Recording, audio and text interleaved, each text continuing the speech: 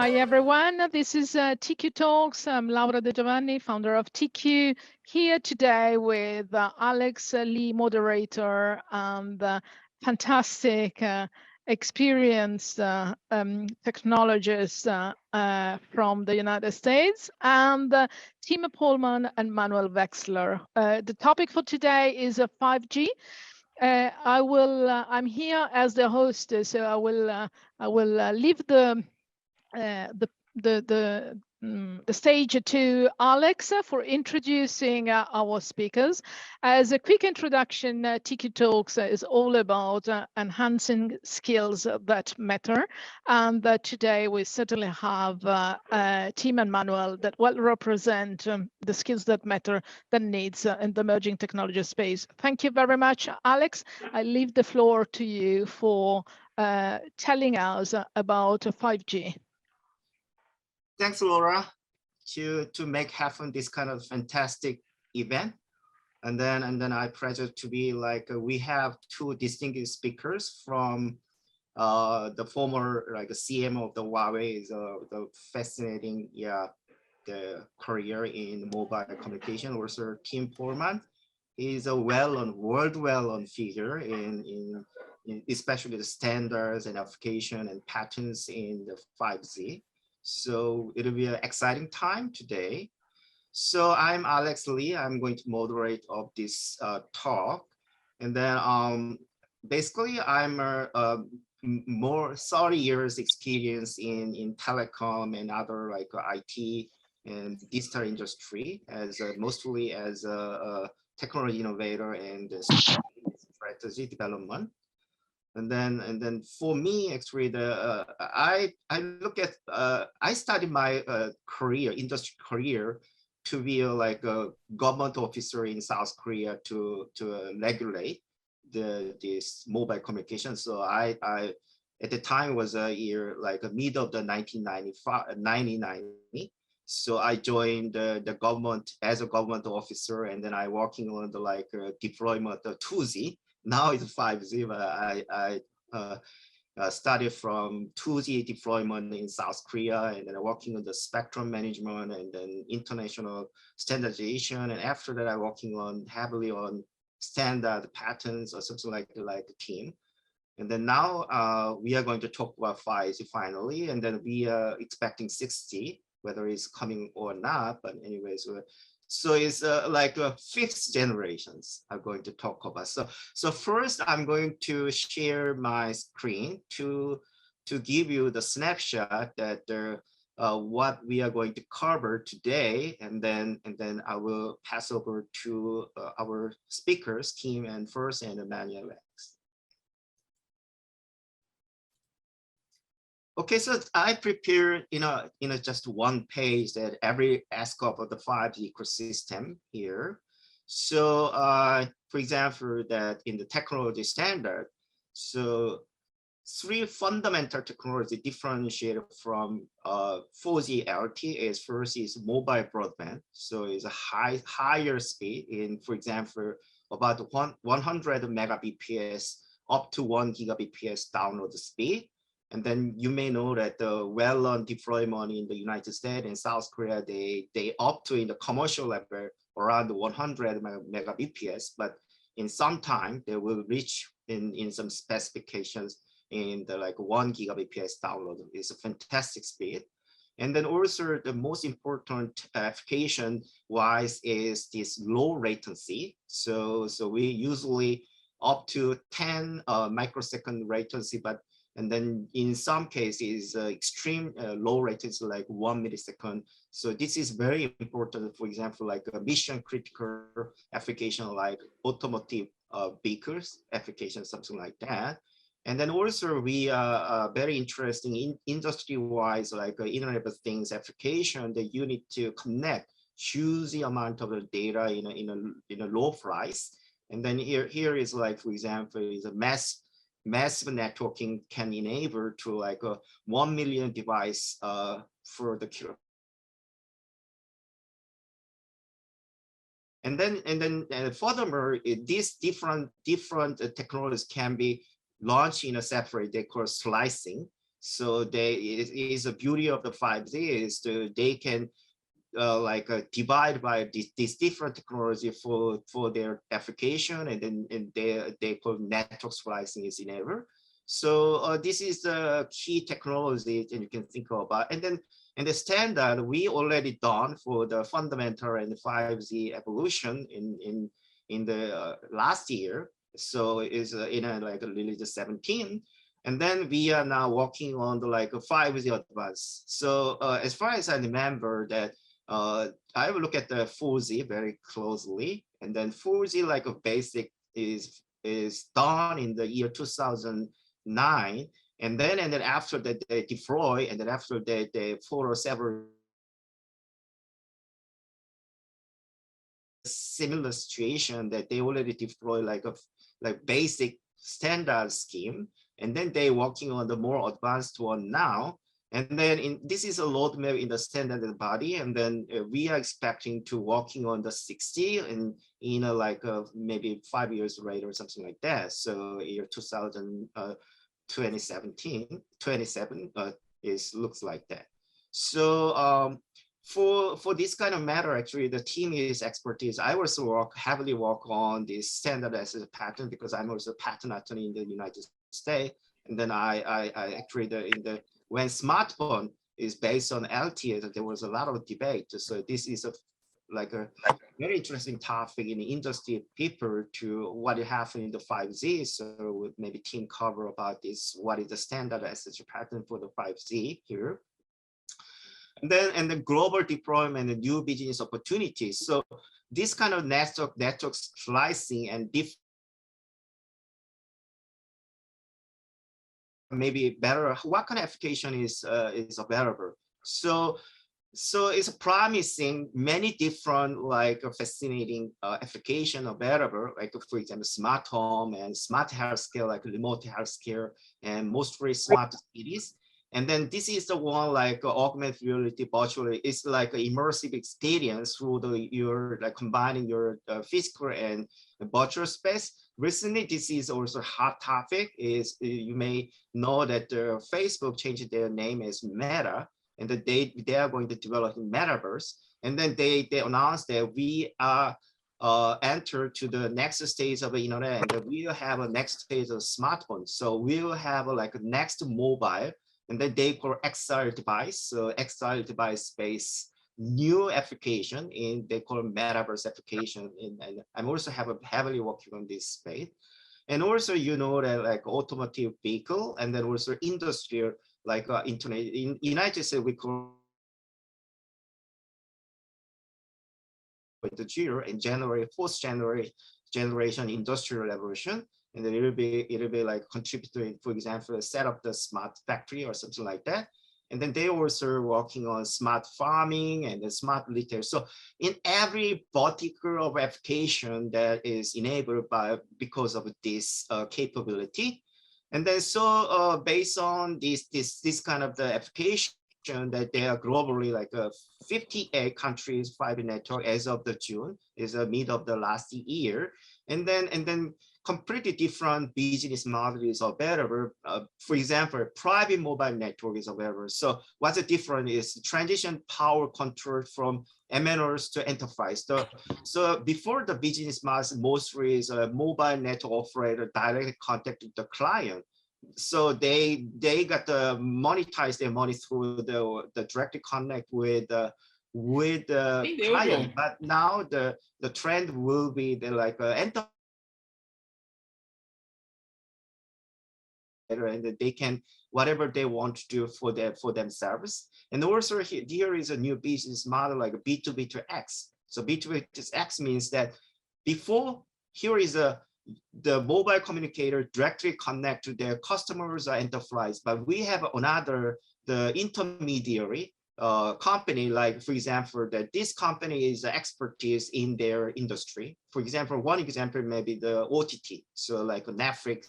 And then video streaming is a boom now, and then this expertise can be covered by the mobile operator. So mobile operator have a relationship with this kind of vertical expertise, and then this vertical expert directly connect to their client, for example, OTT and then streaming subscribers, something like this. So this is a new type of business model is like that. And then another opportunity with to have more coverage that people thinking about, maybe Elon Musk also talk about like utilizing cellular in before, right? It's like a Motorola. Try to this kind of the fair, but now they try to launch, for example, China recently announced that they start building 5G satellite network. So this will be the new opportunity. With this kind of promise, actually, we were concerned about what kind of risk is possible. And then recent news, you may know about like some possible interference to the important airport operating system. So it like, for example, AT&T Verizon to agree to delay 5G LoRa near airports.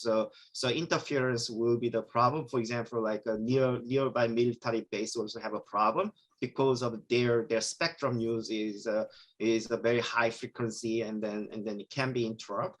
And also, you may heard about like some security issues with the 5G network, and then it mostly is focused on Huawei, but maybe it might be not just for the Huawei, but it maybe we need to think about what is the security in general.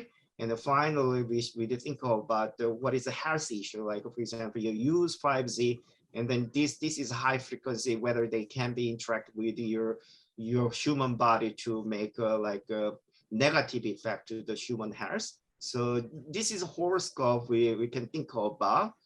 And then now I'm going to stop my sharing, and then now Tim, it's your turn, so you can start your talk. Great, Alex. Thanks for the introduction on the technical parts. And yeah, also from my end, thanks for being invited. Welcome, everyone. I will be today, as Alex said already, talking about the world of intellectual property that relates to 5G standards. That is really the topic that you can ask me anything about. Just to quickly get started, just so people know my background, I'm an economist. You know, I have a technical understanding of 5G, but I'm more for the economic questions here. And I'm an empirical them, but working with the data behind it. I'm the CEO and founder of IPlytics. We are a database hosting the data of patents and standards, just so you know what I will be talking about. So that is me. So if you have any questions, of course, happy to answer. Something that Alex already talked about is that the interesting part about 5G is that we will go beyond the handsets, right? I mean, 2G, 3G, 4G was great. Most people use that, you know, with smartphones these days, tablets, maybe smartwatches, but 5G will go beyond that to other industry verticals.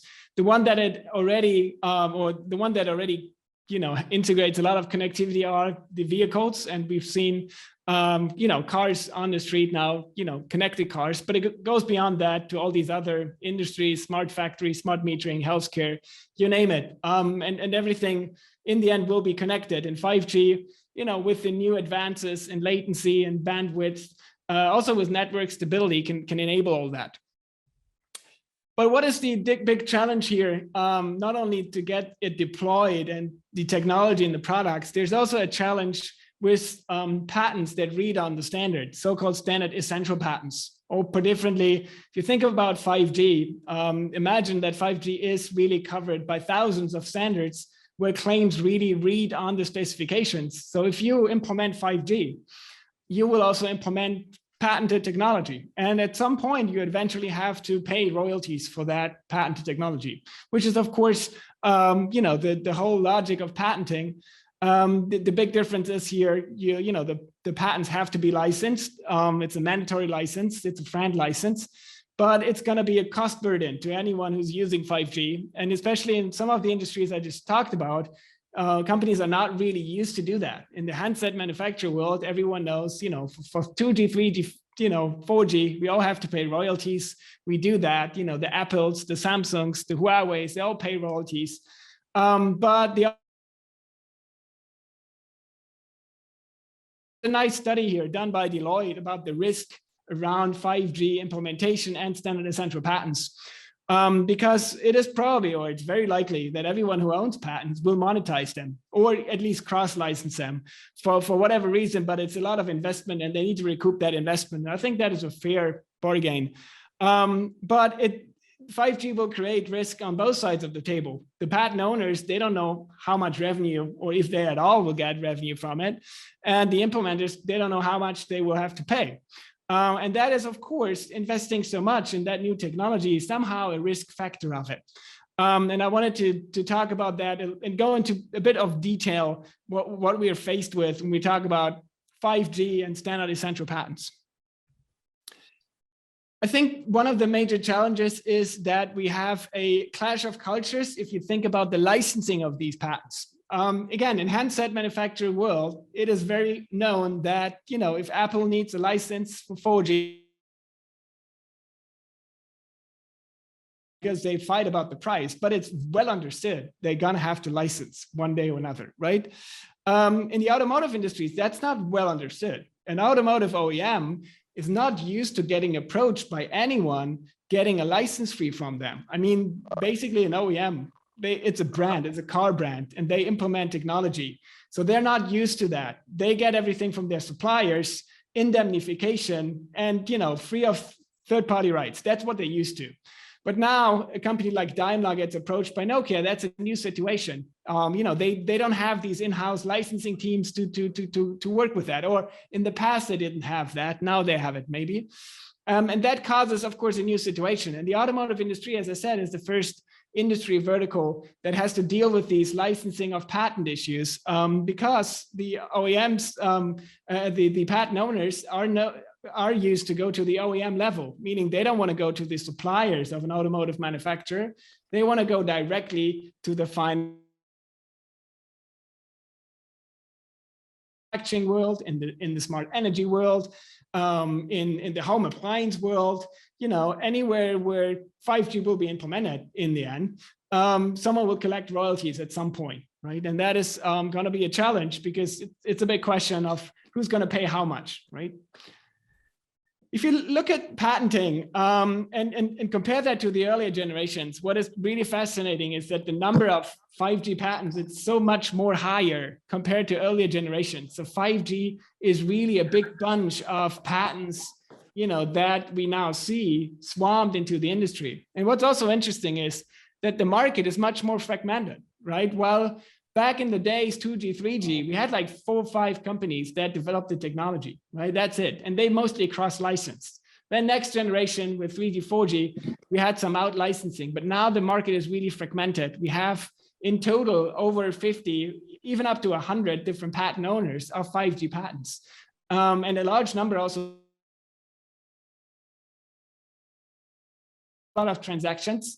We do see a lot of patent assertion entities, some people may call them patent trolls, acquiring patent portfolios to commercialize them. So there's a lot of more dynamics here than we had before. So the landscape here is very much changing. And that is also why I wanted to have a look at litigation in the space of, you know, 5G, even though it's just, you know, just recently up for, you know, it's recently implemented even. So there might be only hardly litigation, but we at least flagged some patents that are 5G that have already been mentioned in litigation. If you think about litigation in the beyond the smartphone world, and here mostly about the 3G, 4G technologies yet, we did see that last year was crazy about the automotive industry. Some people call it the automotive battlefield. You know, we had, you know, the famous case was Nokia and Daimler, but beyond that, you know, other cases with Tesla, with Ford, just recently with Toyota and Honda, even really speeded up, just showing there's some friction apparently, and main friction I think everyone is aware of is about the price. How much do you have to pay for 5G patents is a big question, of course, and what's a reasonable royalty is the big question as well. And there's a patent pool, but even that, you know, people yet at least seem to be not all satisfied with joining. But in the end, you know, that whole litigation just shows there's also a lot at stake, right? This is just very valuable technology and people want to be compensated for. So since we have a lot at stake, we do see a lot of litigation. That's a natural consequence. If you look at the patents cited in litigation, you do see that, the large bunk in the past was 4G, but now we have more and more 5G patents. Again, the litigation may not be about the implementation of 5G yet, right? These are just patents flagged as 5G, but those patents have been already been cited in litigation, so it shows a trend here. And if you look, litigated patents are cellular technology patents, right? We also see video audio coding, we see some wireless, but it's all about cellular technology that is litigated here. And the companies also obviously are the major SEP holders and those companies that enforce patents and have royalty programs that they work on. These are the main plaintiffs. We also see in this list here some companies, of course, that we would consider patent assertion entities like Optus Wireless or Core Wireless, Innovative Sonic, those kind of typical companies that you know about, but that's what the litigation landscape looks like. So yeah, that was just a very quick overview about the world of patents and in the world of 5G standards. Again, happy to answer any questions or also about use cases. We work with a lot of companies and support them, of course, with their 5G use cases, but our expertise really is more on the intellectual property side of things. Thank you, Tim. And Manuel, it's your turn now. Can everybody see my screen? Mm-hmm. Okay, so I will approach 5G, and Tim, thank you, by the way, a lot of very relevant information about patents and how to make money also is 5G, which seems to be a very, very important question every day. What I'm going to talk today about, first a little bit about the nonprofit that really puts together 5G digital transformation and sustainability. Sometimes you hear about ESG, sometimes you hear about sustainable business. You can hear about environmental sciences and so on. And then I'll go in a couple of use cases to talk more about the emergence of what is called the triple bottom line. One being, of course, as Tim and Alex already mentioned, related to profitability and economic well-being of the company, but also talking about the environment and also talking about the social impact of the technology. So without too much delay, this is the Actionable Knowledge Foundational Institute. We are a non-profit. We are a consortium of an industry consortium, which puts together digital transformation and ESG. As you can see from our framework, we are merging ESG and digital transformation for companies to reach a continuous level of sustainability, resilience, and longevity. So if you think on the timeline, sustainability starts today, resilience is over a short period of time, and longevity, we're talking about companies lasting tens of years, decades, and centuries. Sustainability has many, many definitions, so I choose sort of the common definition from United Nations. I'm going to read it. Sustainability is meeting the needs of the present without compromising the ability of future generations to meet their needs. There are many, many academic papers, many books written about the environment. And in the interest of time, we're not going to talk about them. But what we're going to talk about, what are the three pillars of sustainability? So the three pillars are considered the economic, the environmental, and the social. And what this does to a company, to a board of directors, to the executives, to the middle management, to the people working in the company, enlarging the focus from simply producing economic value, profitability of the company, to include also stakeholder value. The people that have financial interest in participation in the company, but also the employees, the people, the customers, the people participating in the ecosystem of the company, the supply chain, also the people that are affected indirectly by the activity of the company. So when a company sets up their primary business in one area, in one city, they create jobs. They create jobs in also the service industry. They bring in daycares. They bring in schools. And very much in line with what we're talking about today, they bring an opportunity for skilling, reskilling, upskilling the workforce and the community. So they can open technical schools teaching, for instance, 5G services or applications over 5G.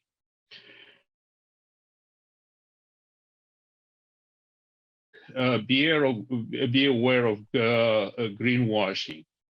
A lot of the sustainability literature tends to be stressing on the positive, and it came to a point where regulators are starting to pay attention and say, look, if you make a sustainability statement, it has to be true. It cannot be just exaggerating the benefits and not touching on all the negatives. Last but not least on this slide, we can talk about the triple bottom line. And the triple bottom line is really the economic bottom line, profitability, the social, and the environmental bottom line. Moving to the next slide. What you can see here,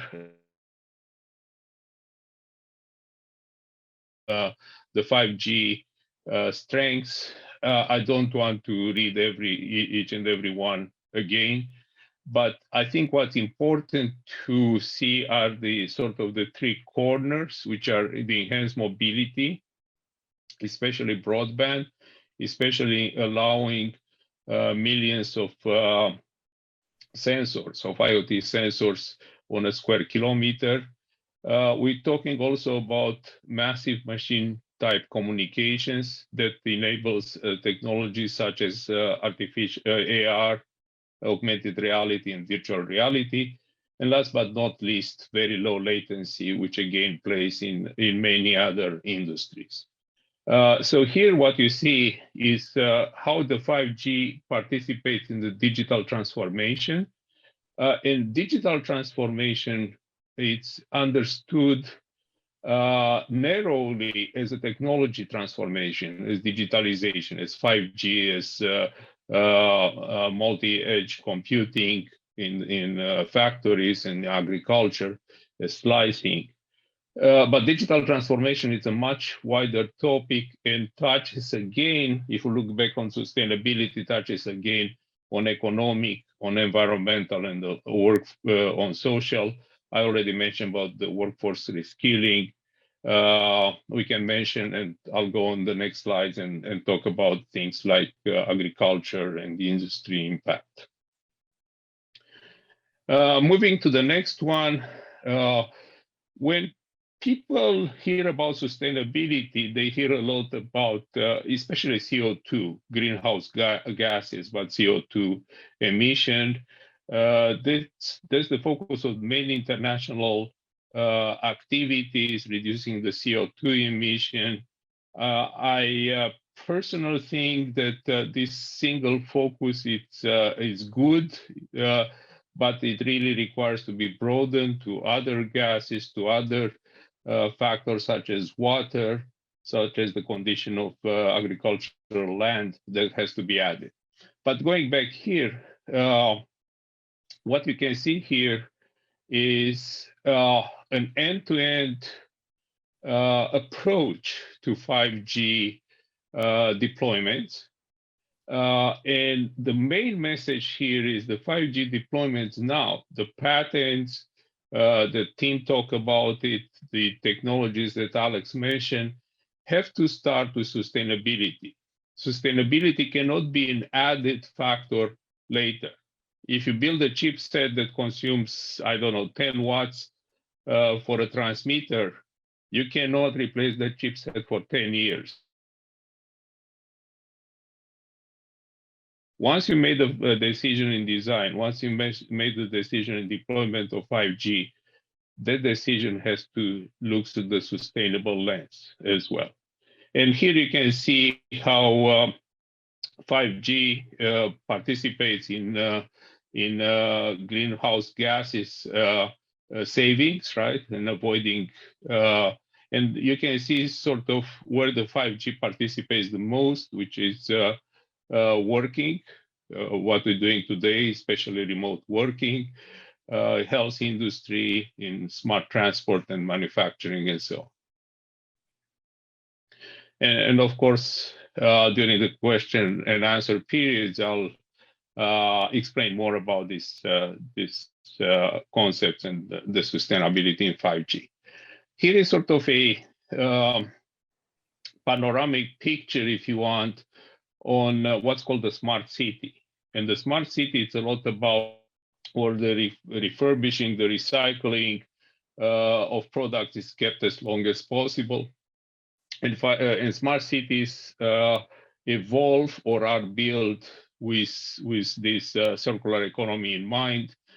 Again, I'm not going to go one by one, but you notice the amount and the impact on every aspect of the life in the 5G, in a 5G sustainable smart city, from water to self-driving cars to electricity on demand, controlling the electricity meters, to safety.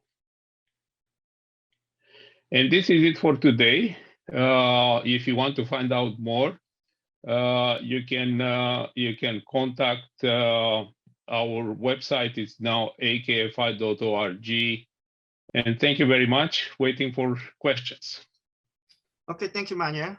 Okay, so because Manuel talked about something that maybe if you're traditional, like a 5G business and technology side, I mean, maybe the sustainability and ESG will be maybe that you're not familiar with. So, but you know that the TiiQu talk has two great topic. Like one is the sustainability, and the other is emerging technology. And we cover both. And I'm also the expertise in both sides. So that's why I work with Laura. And then actually I expected this side of the emerging technologies of 5G, but the Manuel was working on the sustainability, but he was a former CMO of the Huawei, so he also have expertise in 5G. So I will explain a little bit about, if you are not familiar with the sustainability, why the matter is the sustainability with the 5G. You can think about for example, Ericsson and Nokia. If you visit their website, and then they recently talk about is how they apply 5G and digital transformation for the sustainability. For example, the climate change is a global issue.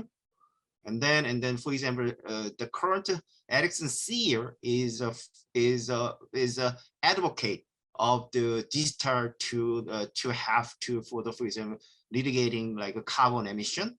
So he is a committee member of the World Economic Forum to initiate that kind of activities. So that's one explain why like Ericsson and Nokia, right, is we well known about 5G in mobile industry leader, and then why the CEOs and executive and the website talk about sustainability, because they think about it's just the economic side. For example, you launch service and provide a service and make money is not enough for the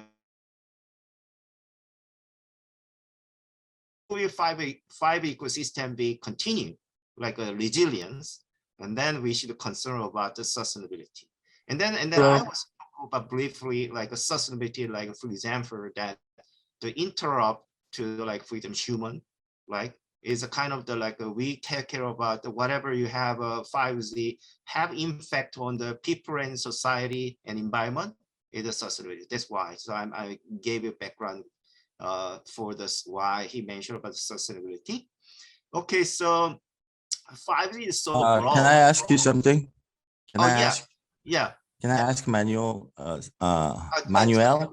Okay, so about... just a minute. I will start the Q&A session. So I will give you the opportunity to have your question. Okay. Yep. Okay. So we are going to have a Q&A time. So we set more audience want to have a Q&A, so we extended our time, so we have enough time to have a Q&A session. So I will cover a lot of topics from now on, and then so I think that you can either that we can have a general like agenda. I can have a question and then speakers can have an answer, or the audience can directly participate and then ask a question. Okay, so we are now going to start Q&A session first. Okay, so Mr. Jung, could you ask about your question?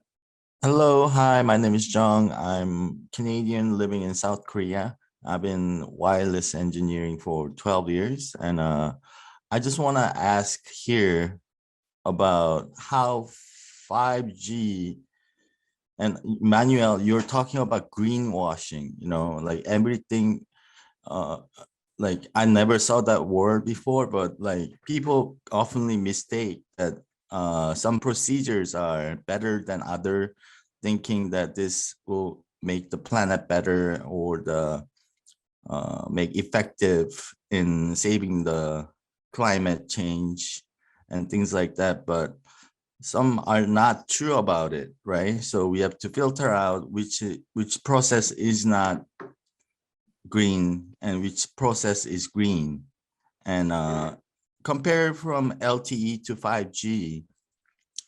Do you think there's a electricity versus the RF performances? Do you think we achieved the as a whole, like global scale wise, we at the level that we are using the most of the comparison to electricity and the performance and outcome? Do you think that we are using it wrong way? Because we can, you know, 5G, I rarely use it sometimes, because even though I'm a 5G engineer, LTE is only like okay for me, web browsing and things like that. So are we at like kind of not doing good, or are we doing okay on? I cannot specifically answer if we're doing good or not, but thank you for the question. Let's start with the spectrum utilization. Clearly, 5G makes a better use of the spectrum. It reaches a better density of bits per hertz. It's using directional antennae that have better coverage. Total guess, 5G will consume more electricity than 4G, because once you move in the higher spectrum in the 20 to 26 gigahertz, you have a higher density of antennae, you have a higher density of users, you have a higher density of IoT devices, and so on. But another look at sustainability is, I would go and step back a little bit and say, okay, what's the bigger picture? How much telecom participates to the global warming, for instance? How much 5G participates to global warming inside the telecom industry? Because, for instance, telecom industry also uses data centers and cloud. Off the top of my head, and based on all I know, I would be more concerned about the use especially starting with the edge computing and moving to the centralized computing. I think on the RF side, we have the capability to turn off and on demand, which gives you a protection from overusing the electricity, leaving the base stations on every time. And I know this capability is also available in 4G as well. So I cannot give you a precise answer, but I would say when we look at 5G, I'll be probably more concerned about the use of cloud computing, which is in a large scale, it's a big user of electricity. Mm-hmm. Yeah, thanks. I think that Mr. Jung raised that kind of the question. I think that's very good question, I think. And then I just mentioned that in the United States, you may already know that in the United States, there is some initiative like a green like a computing initiative. So they are trying to resolve that kind of issue, like how the for example, like a 5G and other like IT system, how they consume electricity and how they generate the carbon, and then how they can be like resolve that like a green wise of the like a 5G and then other issues. So I'd like to let you know that. And then also that you should think about is to, for example, that we are going to have that kind of the webinar, that kind of talk separately. Actually, Laura initially designed this talk about the whole scope. So for example, next week, the topic is sustainable infrastructure. And then we are going to talk about green infrastructure, especially like a 5G network, something like that. So if you're interested, and then you can participate next week talk.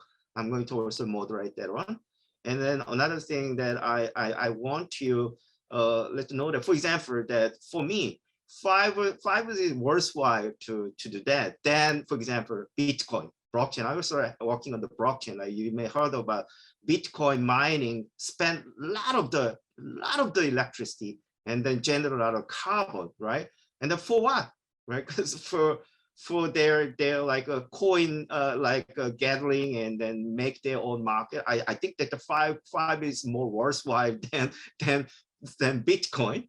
Anyway, so that's my personal, yeah. Alex, sorry, I interrupted just for saying that we have a couple of questions coming up from Christian Okafor and from Tim.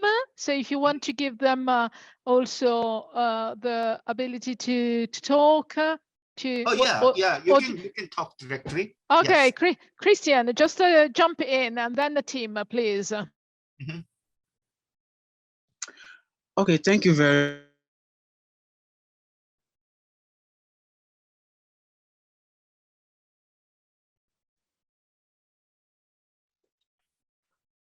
Hello, can you hear me? Hi, Christian. Now, yes, we can. Okay, yeah, good evening, everybody. It's around 6 p.m. in Lagos, Nigeria. I'm Christian Okafor. I'm a voice transmission engineer for over 2 years now.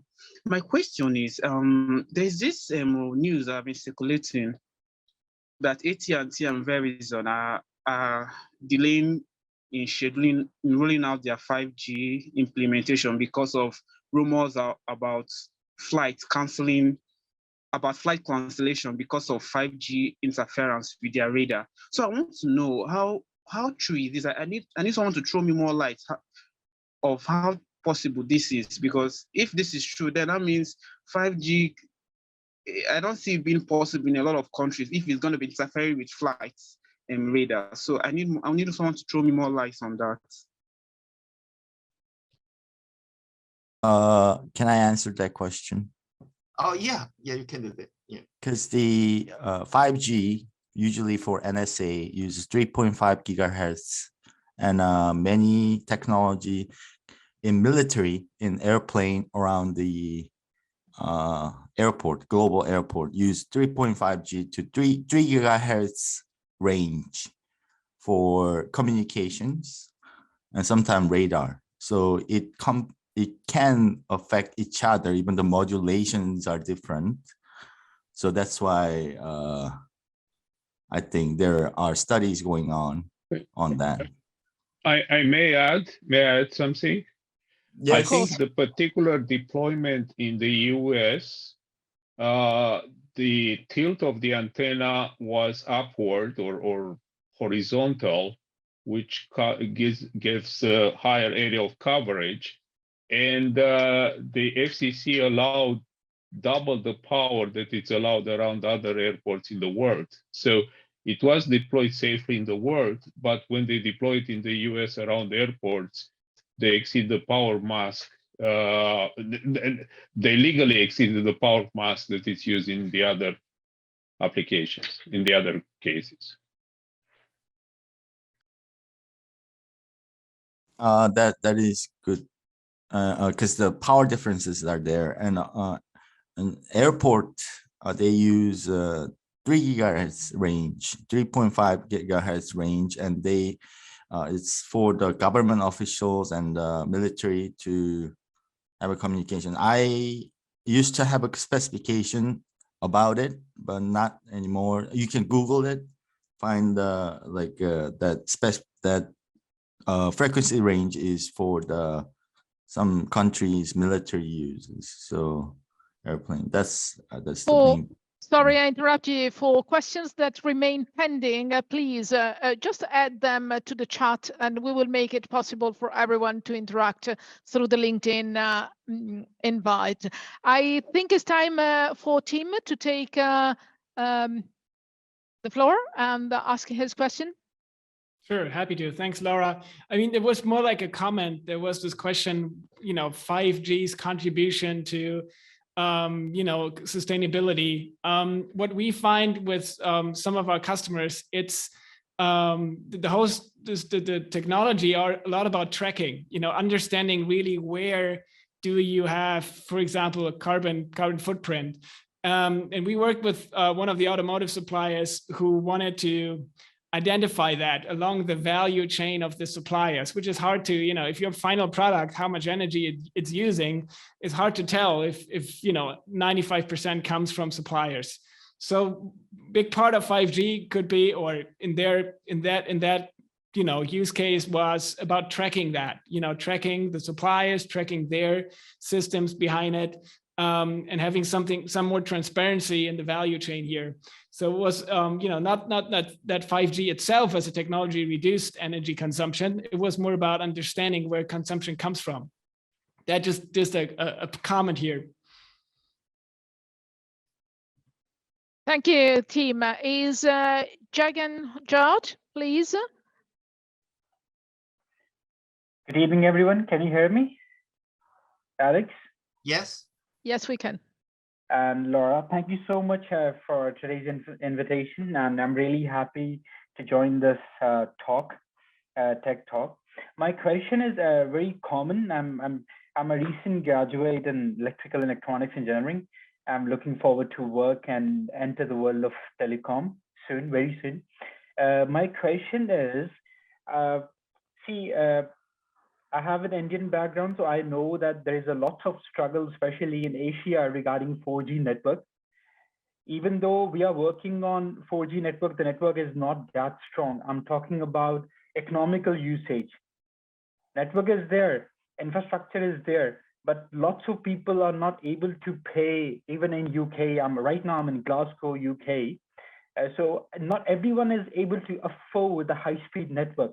How are we gonna make 5G is economical so that we can connect everyone in one network and everyone can connect to the internet world as economically on the lower cases as well? Who can answer? How about Tim? You're an economist. Yeah. It's a good question. I mean, I'm more an economist on the intellectual property side of things, to be honest. So it's hard to say. I think as an economist, it's all about incentives, and it's all about setting the right incentives that people invest, recoup your investments, finding a business model behind it, and that of course in areas where there's not enough incentives, I think as an economist, we could have government interventions and they could fund some of it. But the larger part, I guess, must come from the market. finding the right business models. I mean, there's great opportunities out there. It never comes without risk, obviously, but I think, you know, we should at least have an environment based on incentives here to make that happen in the right direction. And I think everything else comes, you know, just automatically. I mean, where will 5G be most successful? I think we will have to see where the use cases are and where it really creates more value of what the situation is right now. I know that many of the companies that we work with, you know, people talk about the smart refrigerator, but you know, if I talk to my client who are selling refrigerators, they say it's a great story, but it's not a business reality. I mean, I connect my refrigerator to Wi-Fi, that's enough. Why would I need 5G, right? It's not moving. So, you know, think about the use cases realistically. Where do they really create a lot of value? So that's my answer as an economist, at least. And if I may quickly, oh, I'm sorry, go ahead. I'm really sorry for the interruption. And my one more question is, how are you gonna, as an economist, as a marketing person, how are you gonna tell anyone who have already installed FTTP fiber to their premises, and that person or organization have spent a lot to make the network? Not everyone have that got access. Everyone still is using fiber to the local or fiber to the home, but this fiber to the premises, all those organizations who have that organized network, how are you gonna motivate them to go for the 5G network or to use their network? I'm talking about on the global level. How are you gonna replace that FTTP? I can talk to both questions really quickly, but continuing on Tim's answer. A little bit, and then Mr. Zhang will be your yeah. I'll handle both questions and then turn it back to Tim if possible. But answering the first question on demand supply, actually, which is sort of the economics and the business domain, 4G enjoyed LTE enjoy market pull. Why I'm saying that with the invention of the iPhone, of the smartphones, the demand came from the user.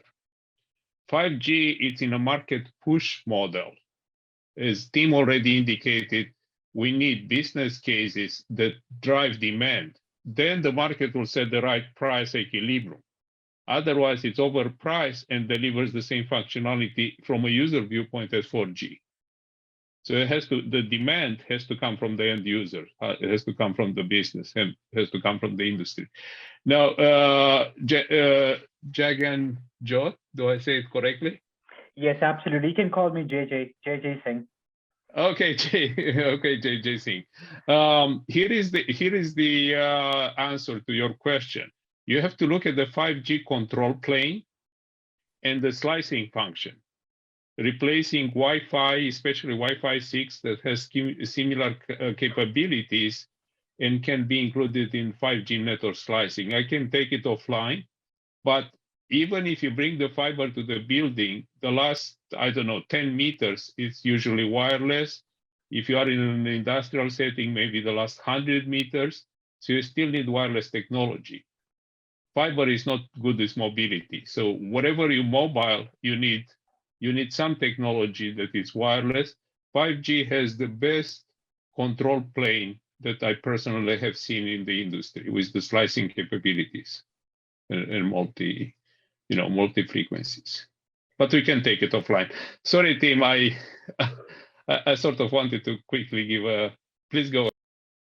Yeah, hello. John, can you give an answer? So what Jagan Singh was asking and Tim was saying is why we are not using 5G enough.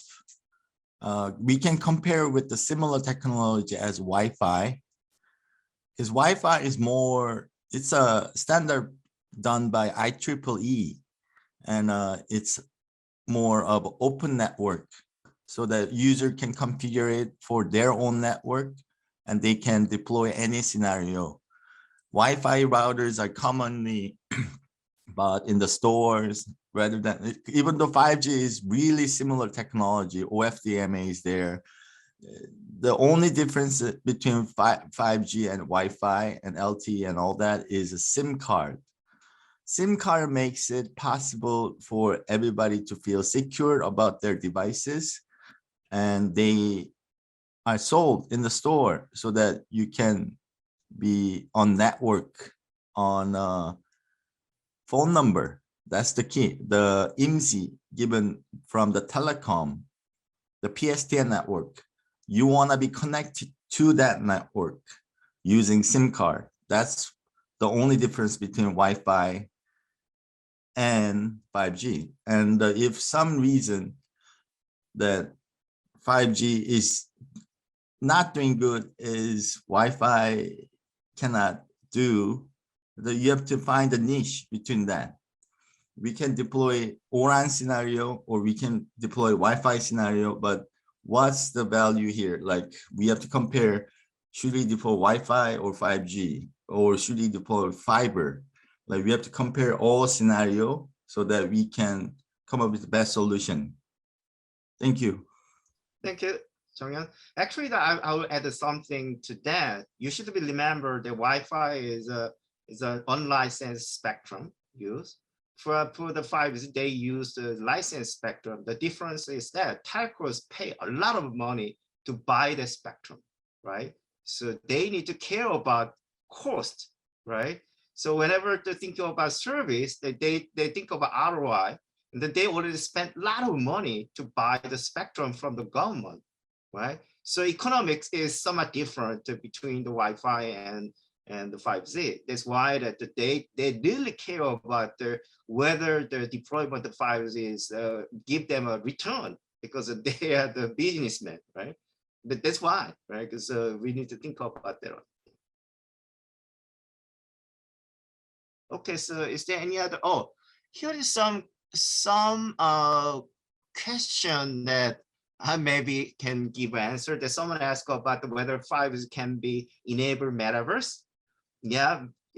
Metaverse, to understand whether 5G to relation to the metaverse, and use the first, what is the metaverse? The metaverse, you can think about it, some can be game or media or something like recently Meta talk about that.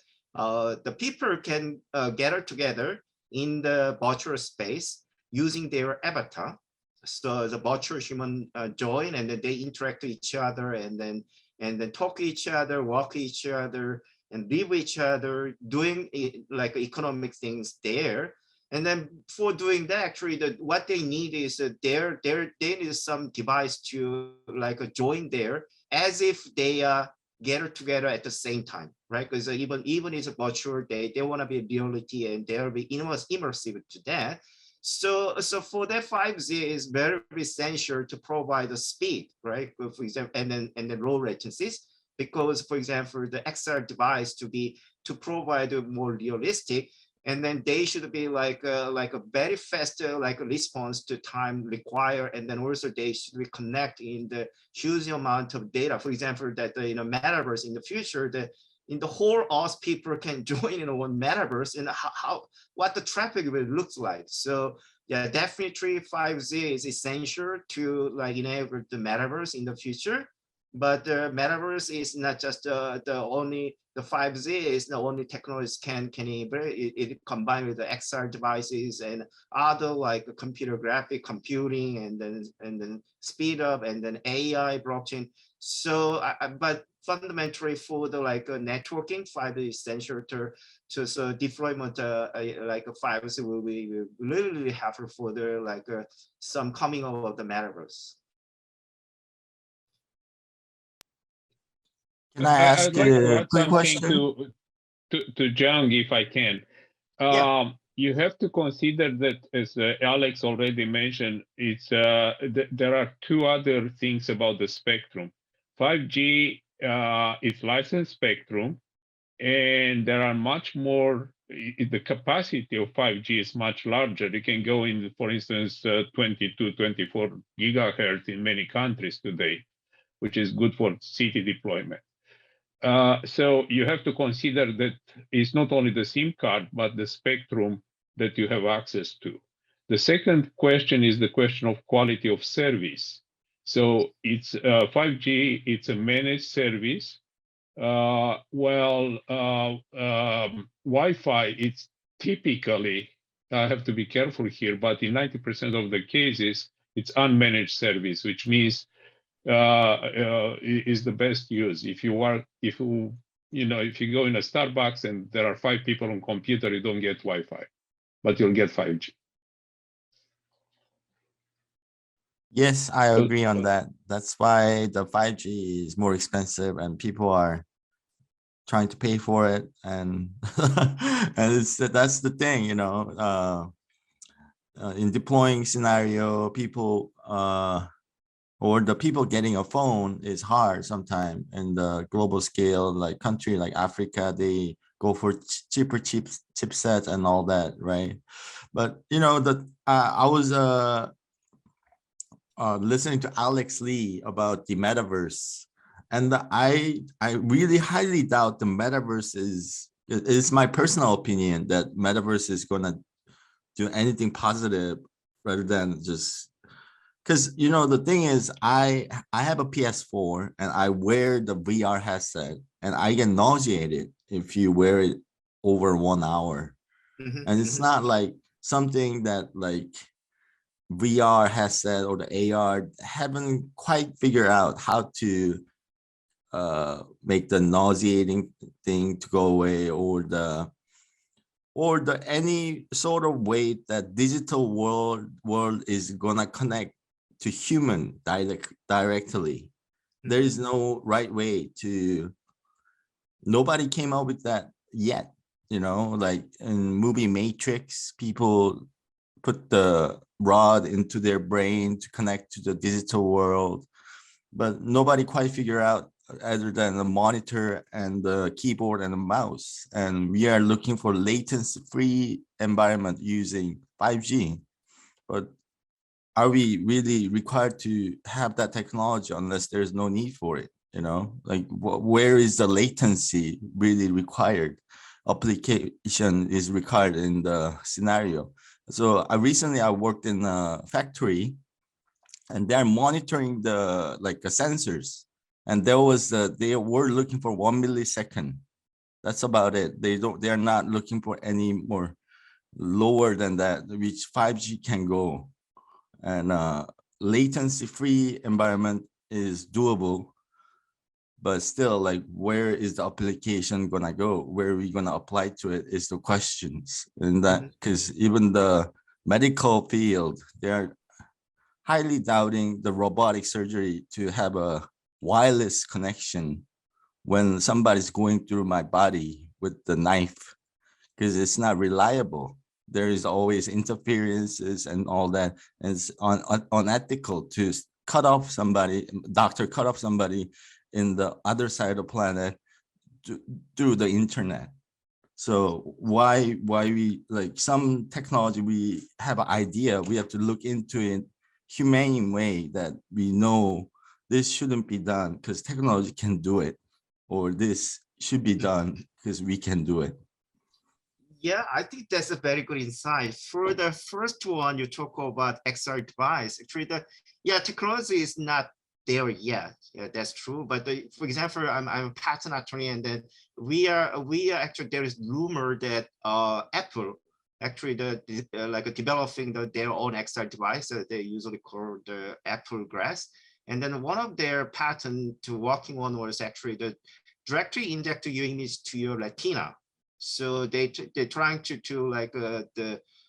for example, overcome that kind of dizziness and then uncomfortableness of the wear of the XR device. So it's a time matter, but people now working on it.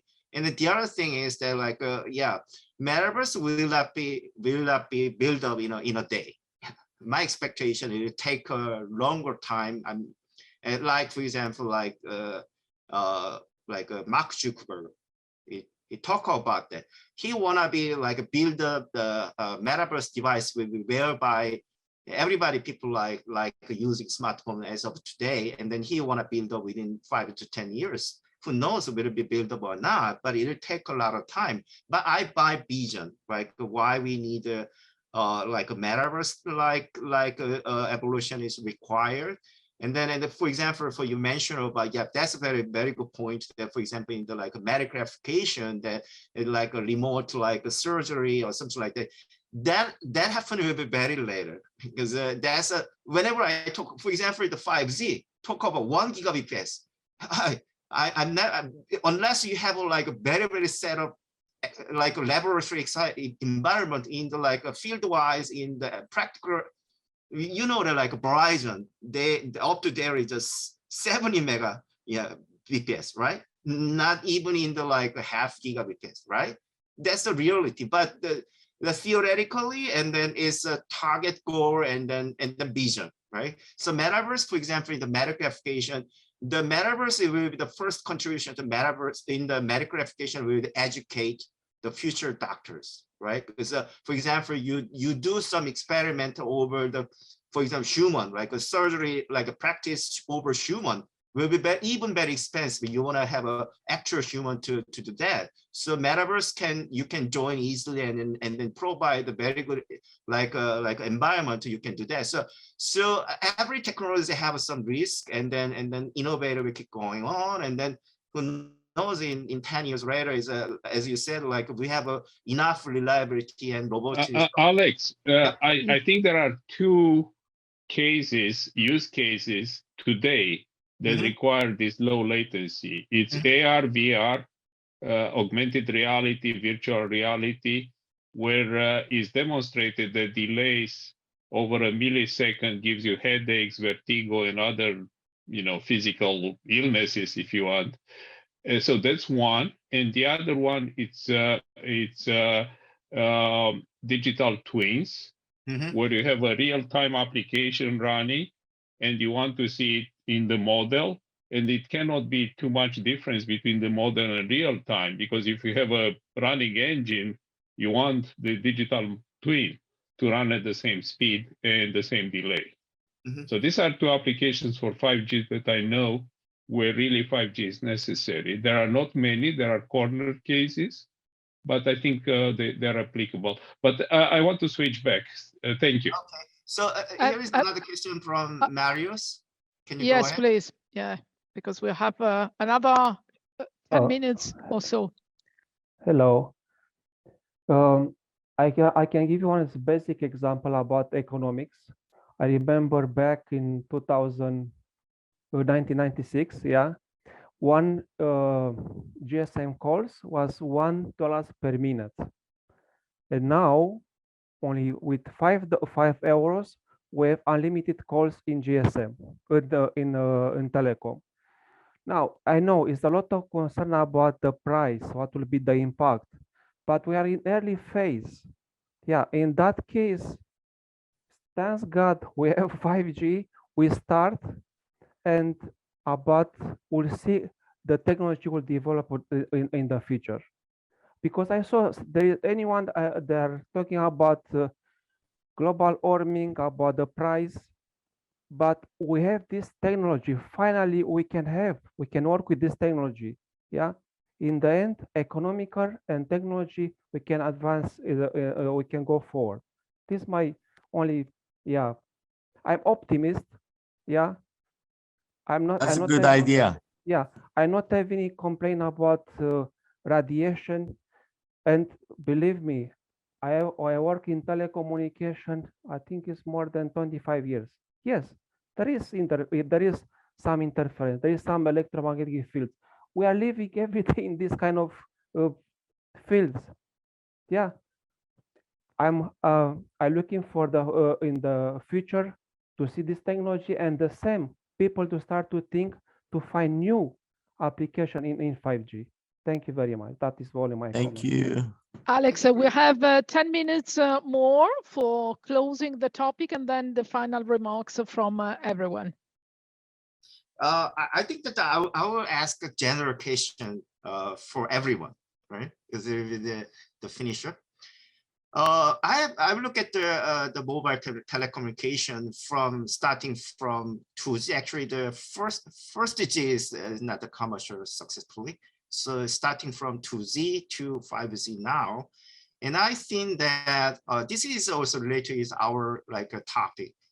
Like, is there going to happen 5G, right? As promised, right? But I've seen that 2G is a dramatic success. and then it changed the everyday life of all of the people used 2Z. And then after that there was a dream. For example, I was a standard as like a participating like at the time as IMT 2000, and I was in Korean government, and then I have many vision that was 3Z in IMT 2000. But actually what happened what I have seen actually it was not much like a 2Z. So I think about it looks like intermediary passing by technology. So 2Z is a main, and then 3Z is a passing by intermediary. And I think the 4Z was a successful, not much like a 2Z, but it was a successful. And then I think of it as a main. I'm just in doubt that whether 5Z will be the main or whether it's passing by.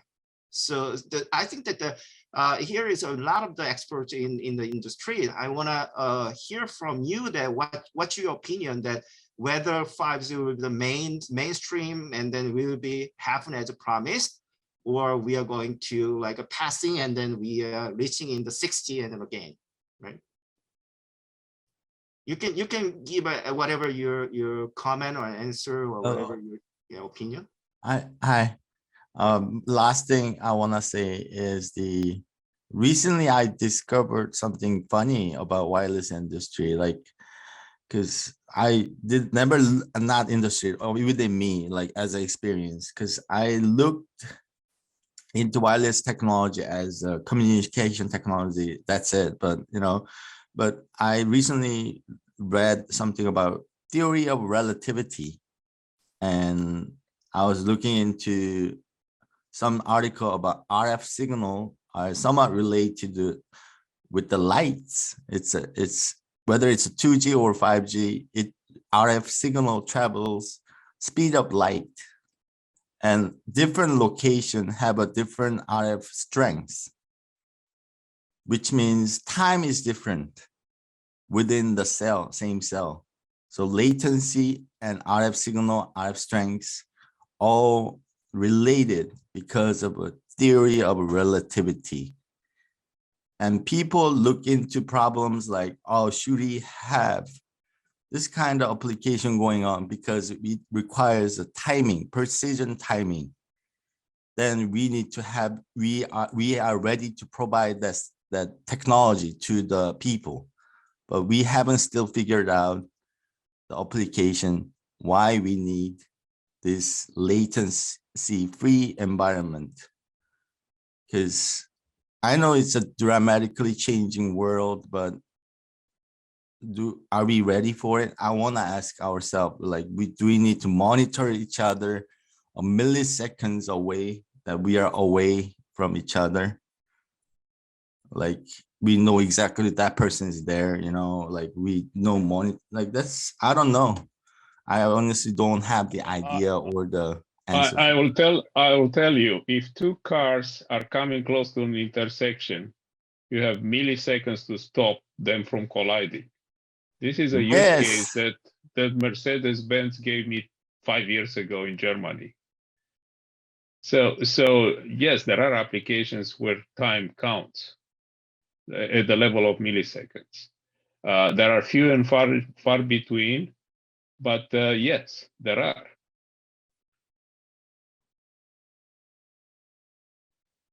Probably the point is always that the upper side of every ecosystem is looking for a very futuristic vision, while the majority of people don't yet see the application, and this creates a couple of two different speed in looking at the future and how people look at the future.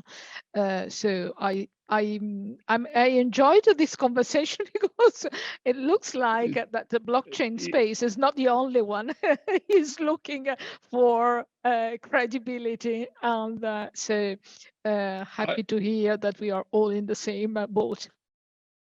If I may, Laura, the question, sort of a general level, would be: currently, is 5G a niche market or a consumer market, a broad market?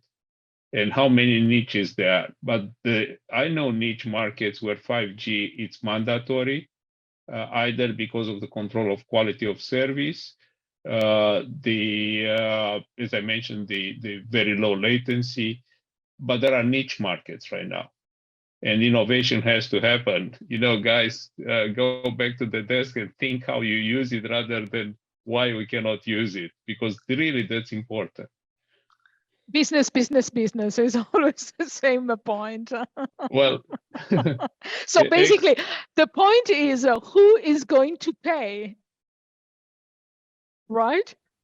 Without somebody who is paying, there is no technology that will be developed. That's it. True. Absolutely true. So we'll have another 15 minutes. Alex, do you want to? Oh, well, I see Tim. Yeah, Tim want to talk. Just one comment on it. I mean, what we see is, again, from the world of the patents, the licensing negotiations around 5G have started. Even first deals have been signed. There will later this year be the first 5G patent pool launched by Avanci. We work with Avanci a lot. All that means everyone, not only those who own the patents from the technology, but also the licensees, they expect that 5G will make a difference. And they implement the technology, they bet on the technology, at least in the first area. So, I mean, there's some indication at least that 5G will pick up. And on the other hand, of course, what is the alternative? Stick with 4G. I think Wi-Fi competes only for particular use cases. There might be other technologies on the horizon, but we know 5G works, right? And that's, I think, I guess inevitably it will have a certain level of success. Will it be used everywhere? Remote surgery is a good question. I could still see that the doctor, even if the doctor is not, controlling a robot opening a body, but still could be that high definition video of his and the patient is streamlined, and he is supporting and providing expertise from the MIT to Berlin, because the MIT guy is the expert for a very specific case in Berlin, and we cannot, there's a lot of things that need maybe a certain scenario that it will work, but I think connectivity in general will increase, right? And the level of data we transmit increases. And without 5G, it's not going to happen, right? I mean, the bandwidth, latency, and things like that. I think for me, it's at least for many use cases I know of and our clients, it will happen for sure. Oh, thank you for this note, this positive note. In any case, sorry, Alex, just to say that a couple of weeks ago, we had the telemedicine TiiQu talks. And frankly speaking, I heard about telemedicine tools that obviously would increase exponentially the ability to provide at least an initial support to people in the health sector. And this doesn't necessarily require surgery, but still is very important for people. And obviously, speed is very important for providing for making it possible. So probably it's just a matter of identifying the right use case. Alex, it's to you. Sorry. No, actually, I'd like to make something to talk to the Jonghyun, because today you talk about a lot of the low latencies, and actually we have another event is edge AI, edge computing, and then that is a good topic. So I recommend to participate, and then probably you may be a good speaker. Thank you. So Laura, could you invite Jonghyun Absolutely for that event? He's absolutely a right person to participate and talk about. Can you please send a, well, I guess I have your connection as a participant. I will ping you, of course. Yeah, that's my email. Yeah, you know that, because edge AI computing is very hot topic, but it's very difficult to. So I invite a lot of people, but actually I cannot find a good speaker like Tim and Manuel.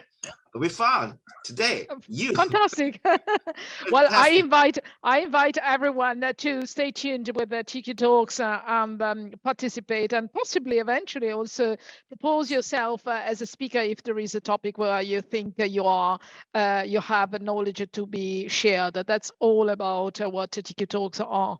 Alex, if you wanted to close and wrap up this interesting session, and I would like also to hear our team and Manuel say their last words for the audience. For me, actually, I really enjoy for today's talk because of the I will point 100 point to all participants. Right? This is active participation, and then give our insight and then answer question, and also like a distinguished like a speaker team and Manuel to join. So thank you for all. And then you can talk about your final comment, and then I pass over to Laura for close up of this talk. Great, Team yeah. first. If I'm next, yeah, I think also great participation here. It's also good, I think, when people can share their videos.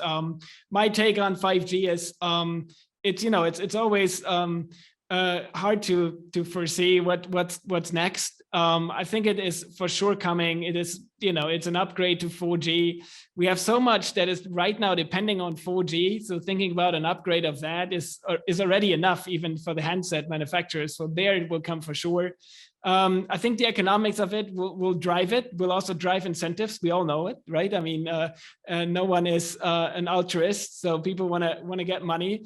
But I think it's especially about opportunities, new business models built on 5G technology, on sensors. I think that's the exciting part. And it will probably create areas and industries that we do not even know of yet. And I think that is something for sure that we will, when we have that same webinar 10 years from now, we will all say, oh, that's probably what we haven't thought about. So that's my take on it. And yeah, I think, thanks for the opportunity to speak here. Thank you. Thank you. Manuel? Yep. Well, thank you very much again. It was a very interesting topic for me. Starting with the patents, actually, I wanted to mention the open source, the Open RAN and other initiatives where the intellectual property is shared in an open source format. What I wanted to bring to today's discussion was sort of a many times forgotten angle, which is now is the time we design 5G, we design these services. We had really very good questions about how they will work, how they do. But really, we have to think also of sustainability as we design, as Jung also indicated. Because these designs will be in the field for 10, 20 years. The chipsets last for too long. This technology is just emerging. There will be 5 years of ramp up and 5 to 10 years of using it, as a mature technology. So this is the time to think about the environment. This is the time to think about the social implications, as Tim and Alex already mentioned. And we cannot just design it for the sake of technology. And this is my final comment. Thank you, Manuel. Laura, what is close up? Well, if it is to me, I have really enjoyed the conversation. I think you all have something to give to Wikipedia, which is the project I'm absolutely passionate about, which is a Wikipedia of questions addressed and for people like you, experts, who share their knowledge in the form of quizzes and enable others to grow their skills. So if you are willing to participate, is a non-for-profit project. I would love to tell you more. For the next TiiQu Talks, just stay tuned on the TiiQu.com at TiiQu Talks, and see you the next. And thank you very much, Alex, for being for making this possible, Manuel and team with your fantastic insights, and of course to all participants who were very passionate and participative. So thanks a lot to everyone. I think we can wrap it up. Thank you. Thank you, everyone. Thank you. Thank you. Bye. Thank you.